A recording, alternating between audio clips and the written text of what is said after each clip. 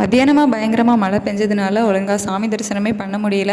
சும்மா ஏதோ போயிட்டு அப்படியே சாப்பிட்டுட்டு கிளம்பி வந்துட்டோம். சரி ஓகே, நைட்டு வந்து மழை விட்டுருந்துச்சு. இப்போ போயிட்டு நம்ம ஃப்ரீயாக சாமி கும்பிட்டு வந்துடலாம் அப்படின்னு சொல்லி கோயிலுக்கு கிளம்பிட்டு இருந்தோம்.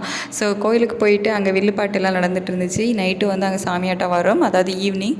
சரி ஓகே அப்படின்னு சொல்லிட்டு அங்கே சாமி தரிசனமாக ஃப்ரீயாக பண்ணிவிட்டு அதுக்கப்புறமா கொஞ்சம் நேரம் வில்லுப்பாட்டை பார்த்துட்டு சிற்றுண்டியெல்லாம் கொடுத்தாங்க சாமியாட்டம் முடிஞ்சதுக்கப்புறமா. அதையும் சாப்பிட்டுட்டு சீக்கிரமாக கிளம்பி வந்துட்டோம்.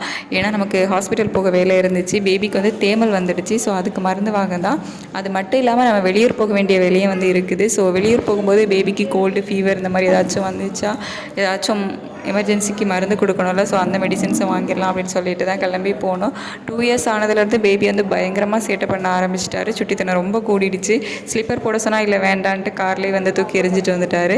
இங்கே வந்தாலும் அமைதியாக இருக்கிறது, எல்லா ஹாஸ்பிட்டலில் அங்கே போகிறது இங்கே போகிறது, தூக்கி வச்சுருந்தாலும் சேட்டை வந்து அதிகமாக பண்ணிகிட்டே இருந்தார். எங்களுக்கு போதும் போதும்னு ஆயிடுச்சு.